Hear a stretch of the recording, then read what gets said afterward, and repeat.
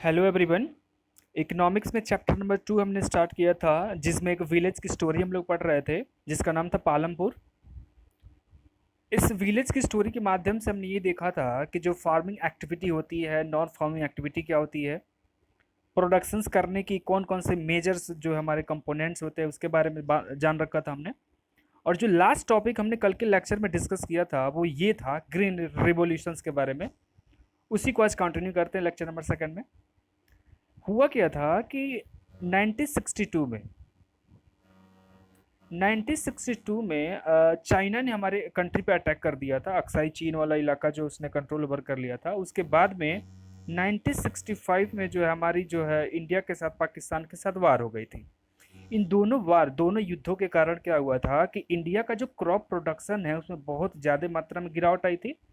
तो उस टाइम के हमारे जो प्राइम मिनिस्टर थे पंडित जवाहरलाल नेहरू, उन्होंने एक नारा दिया जिसका नाम था जय जवान जय किसान।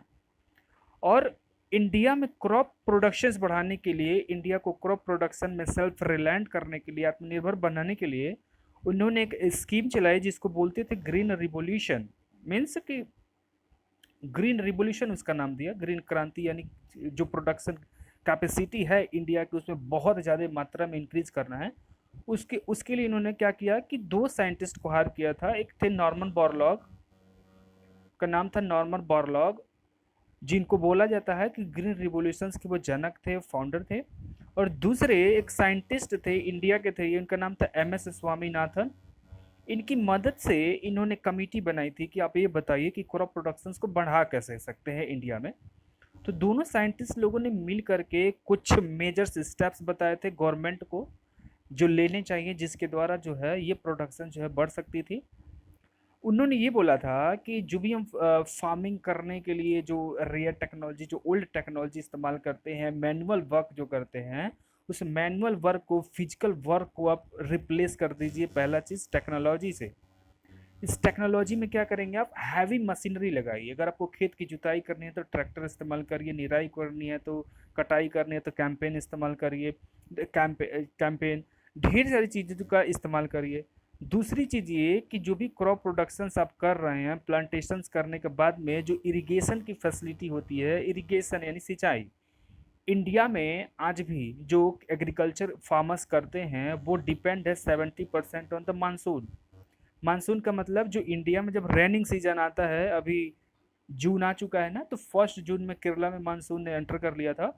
तो आज भी जो हमारी कंट्री है, हमारी कंट्री का जो 70% एग्रीकल्चर होता है वो मानसून बेस्ट इरिगेशन पे होता है, कि बारिश से जो पानी आएगा वही पानी इस्तेमाल करेंगे हम खेती के लिए। तो इन्होंने क्या कहा था, पहला चीज बात किया टेक्नोलॉजी की, हैवी मशीनरी लगाइए। दूसरा ये बोला कि इरिगेशन करने के लिए अल्टरनेट व्यवस्था करनी पड़ेगी आपको। हमको मानसून पे डिपेंडेंट नहीं रहना है। इरिगेशंस के लिए हम क्या कर सकते हैं कि जिन जगहों पे अगर कैनाल आप बनवा सकते हैं, कैनाल बनवाइए, नहरें। जिन जगहों पे आप कुएं खुदवा सकते हैं वहाँ कुएं खुदवाइए। जहाँ पे ये दोनों फैसिलिटी ना अवेलेबल हो, जैसे सदर्न इंडिया का पोर्शन ले लीजिए। सदर्न इंडिया जो है टोटल दक्कन प्लेटू है, तो चट्टानों को खोद करके नहर बनाना बहुत कठिन काम होता है। तो वहाँ पे इस्तेमाल किया कि वेल कर लीजिए, कुएं खोद करके वहाँ पे फिर से रिजर्वायर्स बना लीजिए इरिगेशन करने के लिए। और उन्होंने क्या बोला था कि अगर ये भी नहीं हो पाता है तो आप वहाँ क्या करिए, पंप सेट्स, जो इलेक्ट्रिसिटी डीजल जाके एक जनरेटर्स बनाइए, जनरेटर से पंप सेट करके पानी को बोरिंग करके पानी निकाल के इरिगेशन करिए। यानी पहले दूसरी चीज़। तीसरी चीज़ उन्होंने ये बोली थी कि जो भी फार्मिंग करने के टाइम में हमको कैपिटल की नीड होती है, कैपिटल तो उसमें सीड को जो खरीदते हैं सीड, तो हाई क्वालिटी की सीड जो है फार्मर्स को प्रोवाइड करानी चाहिए। वो हाई क्वालिटी की सीड को बोला उन्होंने high yield variety seed, HYVS, high yield variety seed. मतलब कि अगर इसका थोड़ा सा अमाउंट आप फार्मिंग में इस्तेमाल करते हैं तो प्रोडक्शन कैपेसिटी आपकी ज़्यादा हो जाती है। उसके बाद में ये चौथी तीसरी चीज़ हो गई थी। चौथी चीज़ उन्होंने रिकमेंड की कि जो भी प्रोडक्शन हो रहा है, प्रोडक्शन कर रहे हैं आप, अपने फार्मिंग कर दी और मान लिया कि कीड़ों ने अटैक कर दिया, बारिश बारिश आ गई या फिर फसल बर्बाद होने को है, तो वो प्रोडक्शन बढ़ाने के लिए दो चीज़ उन्होंने रिकमेंड की। पेप्टिसाइड इस्तेमाल करिए, कीटनाशक दवाएं, और फर्टिलाइजर से इस्तेमाल करिए। फर्टिलाइजर्स का मतलब जो रासायनिक खाद होते हैं उनका इस्तेमाल करने के लिए रिकमेंड किया था। और ऊपर से जो फार्मर्स चाहते हैं कि वो उनका प्रोडक्शन बहुत ज़्यादा हो, उनके लिए लोन की भी व्यवस्था करिए कि गवर्नमेंट वो जो है कम से कम जो है लोन ले सके बैंक से, तो उनको कम ब्याज दर पे, कम इंटरेस्ट रेट पे उनको लोन प्रोवाइड करने के लिए गवर्नमेंट ने व्यवस्था करी। फिर उन्होंने क्या रिकमेंड किया था, पांचवा छठवां रिकमेंडेशन उनका ये था कि जो भी प्रोडक्शन अगर एक्सेस मात्रा में हो रहा है, कि जैसे कि फार्मर्स तो बहुत कई तरीके के हो सकते हैं, किसी का खेत जो है छोटा होगा, किसी का खेत बड़ा होगा, तो वो जो प्रोडक्शंस करेंगे, तो अगर एक्सेस प्रोडक्शंस कर रहे हैं तो गवर्नमेंट उनको ये दिलासा दिलाए, उनको ये विश्वास मिले कि जो एक्सेस प्रोडक्शन आप करोगे इसको गवर्नमेंट परचेज कर लेगी। उसके लिए गवर्नमेंट ने स्कीम निकाला जिसको बोलते हैं minimum support price, minimum support MSP. Means कि जो भी प्रोडक्शन करोगे तो गवर्नमेंट क्या करती थी कि जैसे मान लीजिए कि तीन जो है क्रॉप सीजन्स होती हैं। फर्स्ट को बोलते हैं रबी, सेकेंड को बोलते हैं खरीफ, एंड थर्ड होती है जायद। तो अगर मान लो कि रबी की फसल हमने बुआई करने जा रहे हैं किसान, तो उसके पहले ही गवर्नमेंट की मीटिंग होती है, उनकी कैबिनेट की मीटिंग होती है, और उस मीटिंग में वो डिस्कस करते हैं कि ठीक है, अगर आप गेहूं बो रहे हो अभी, तो जब आपका क्रॉप रेडी हो जाएगा तो हम इसको 1800 रुपये पर क्विंटल के रेट से इसको खरीद लेंगे। खरीफ सीजन है, आप पैडी की प्लांटेशन करने जा रहे हो, तो हम 2000 रुपये पर क्विंटल में क्या करेंगे, आपका अनाज जो है खरीद लेंगे, आप मंडी में ला के भेज देना, गवर्नमेंट खुद खरीद लेगी। ये सारी व्यवस्थाएं की गई थी किसमें, ग्रीन रिवॉल्यूशन में। ये तो की गई थी पूरे इंडिया के लिए, बट इसका जो सबसे अधिक फायदा जो ले पाए वो ले पाए पंजाब, हरियाणा।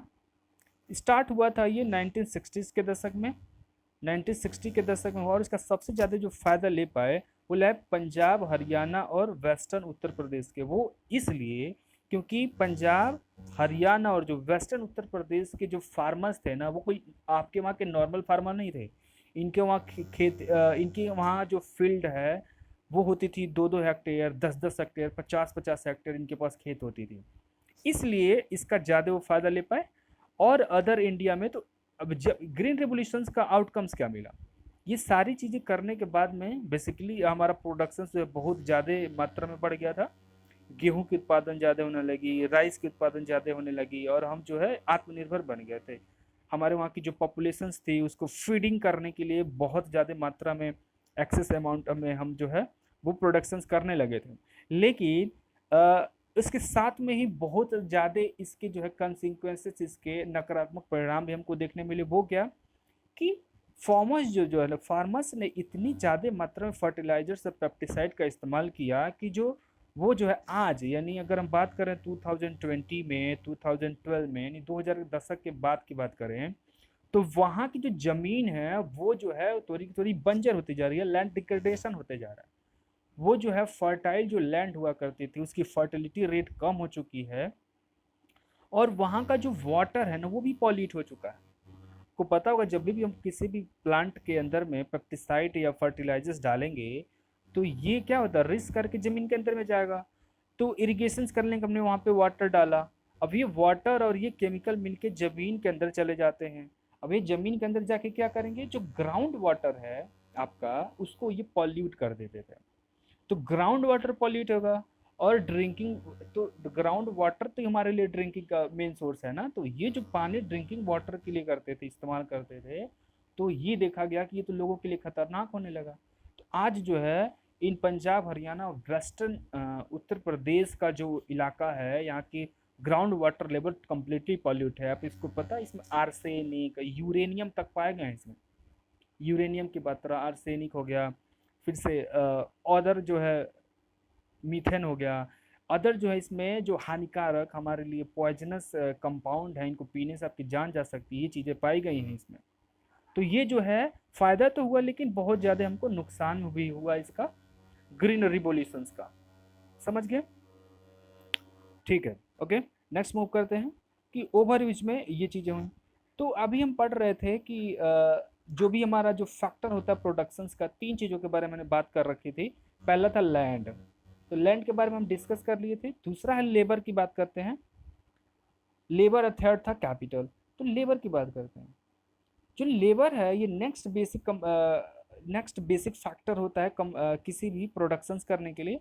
अब ये जो लेबर है, मान लिया कि किसी के पास जो स्मॉल फार्मर जो है तीन प्रकार के होते हैं। स्मॉल फार्मर जिनके पास खेत ज़्यादा होते हैं, मीडियम ना ज़्यादा है ना ज़्यादा कम है, ना ज़्यादा से ज़्यादा है, और एक होते हैं फार्मर जिनको बोलते हैं वो लार्ज फार्मर, उनके पास खेत खेत की जो साइज है बहुत ज़्यादा मात्रा में होती है।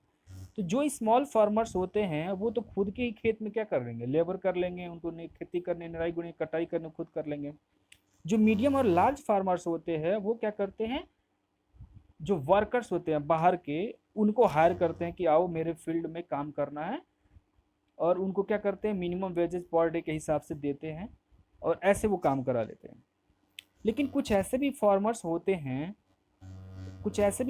होते हैं जिनके पास खुद की ज़मीनें नहीं होती, उनको लैंडलेस फार्मर बोलते हैं। अब ये लैंडलेस फार्मर जो होते हैं, लैंडलेस फैमिली जो होती है, ये क्या करती है कि ये लेबर प्रोवाइड करते हैं, कि इनके पास खुद की खेत नहीं है, तो दूसरे के खेतों में जब काम करते हैं तो वहाँ से जो अर्निंग चलती है इनको, तो वहाँ से अपनी ये जीविकोपार्जन यानी लिवलीहुड का काम कर सकते हैं। तो जो विलेज पालमपुर है ना, वहाँ पे जो है लैंडलेस फैमिली की संख्या जो है ज़्यादा थी। और अब चूंकि जो गवर्नमेंट होती है वो, उन्होंने कुछ प्लान कर रखा है कि जो भी हमारे वहाँ लैंडलेस फार्मर हैं, अगर वो किसी के वहाँ लेबर कर रहे हैं तो उनको मिनिमम वेजेस, मान लो कि मैं कहूँ कि 120 रुपये के हिसाब से पर डे मिलना चाहिए, 120 रुपये के हिसाब से पर डे मिलना चाहिए। बट जब इनके जिनके खेतों में जाके काम करते हैं वो इनको 120 रुपये नहीं देते हैं, वो उनको 80 रुपये में काम कराएंगे, 50 रुपये में काम कराएंगे, और पूरा काम करवाएंगे 10 घंटे, अगर 7 घंटे की ड्यूटी 10 घंटे काम कराते हैं और मिनिमम वेजेस भी देते हैं। अब इससे परेशान होके जो लैंडलेस लेबर्स होते हैं वो कहाँ चले जाते हैं, माइग्रेट कर जाते हैं सिटीज़ की तरफ। क्यों सिटीज़ की तरफ जाते हैं, सिटी में इसलिए जाते हैं क्योंकि उनको ज़्यादा जो है बेटर ऑप्शन मिलेगा एम्प्लॉयमेंट के लिए, बेटर सैलरी मिलेगी, और उनकी लिविंग स्टैंडर्ड क्या होगी, ज़्यादा होगी। बात आ गई समझ में। थर्ड बात आती है किसकी, कैपिटल की। अब जब कैपिटल की बात आती है तो फिर से तीन टाइप के हमारे पास फार्मर हैं।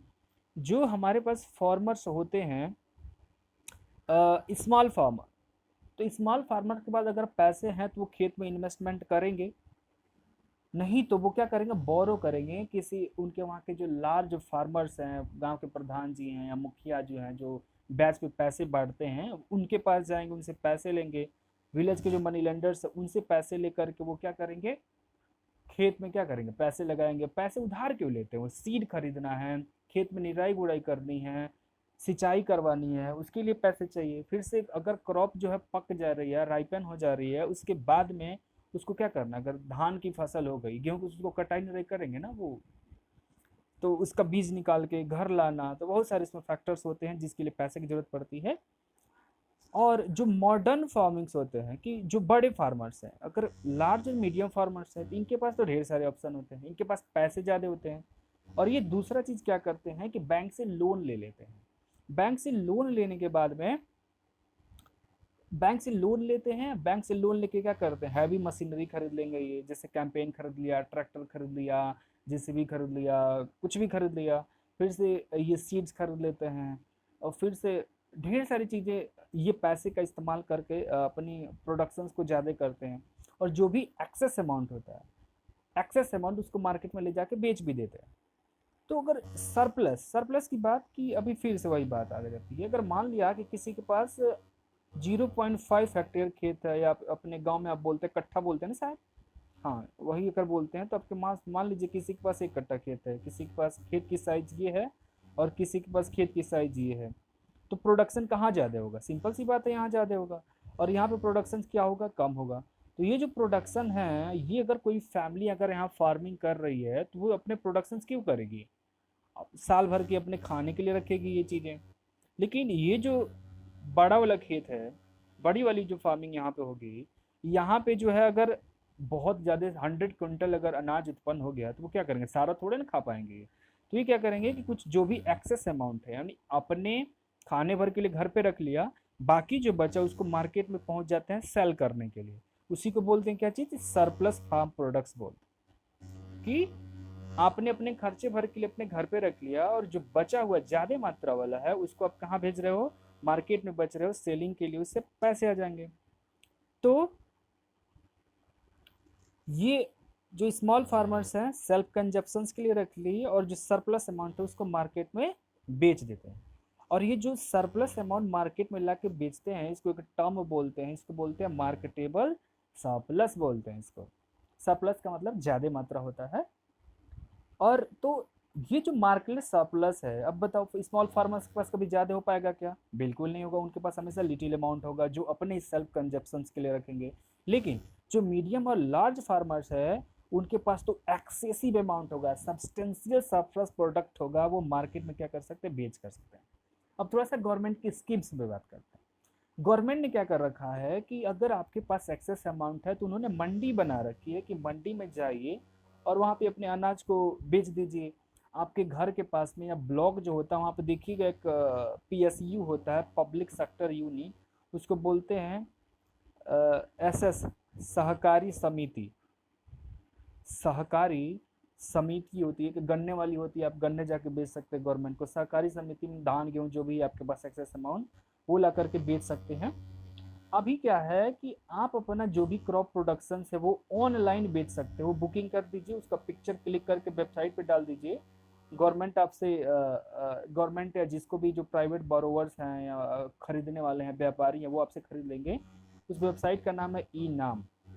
ई नाम, इसका नाम क्या है? ई मतलब कि इंटरनेट पे अवेलेबल है, नेशनल एग्रीकल्चर मार्केट।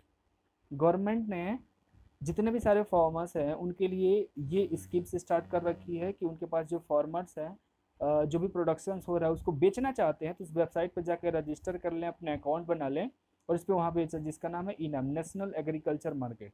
यूपी का जो फार्मर है वो बिहार के फार्मर को अपना अनाज बेच सकता है, कर्नाटक को बेच सकता है, केरला वालों को बेच सकता है, केरला वाला चाहे तो जम्मू वालों को बेच सकता है।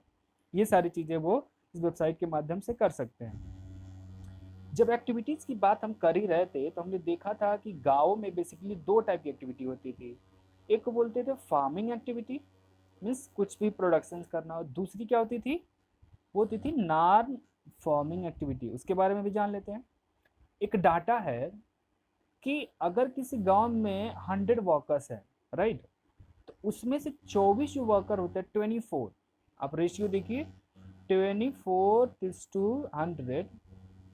अगर किसी गांव में 100 फार्मर्स हैं, 100, तो उसमें से 24 जो फार्मर्स होते हैं, लेबर्स की बात हो रही है, वो इंगेज होते हैं नॉन फार्मिंग एक्टिविटी में। मीन्स वो खेती नहीं करते हैं, कुछ और करके अपनी वो चीज़ें करते हैं। तो नॉन फार्मिंग एक्टिविटी में क्या होती थी, डेयरी देखा था हमने, कुछ गाय पाल लिया, कुछ लोगों ने भैंसों को पाल लिया, फिर से कुछ बकरियां पाल रहे हैं, और या फिर कुछ ट्रांसपोर्टेशन में व्यस्त रहते हैं, उन्होंने ट्रैक्टर ट्राली खरीद के रखी है, आपका कुछ काम होगा तो वो करा लेंगे।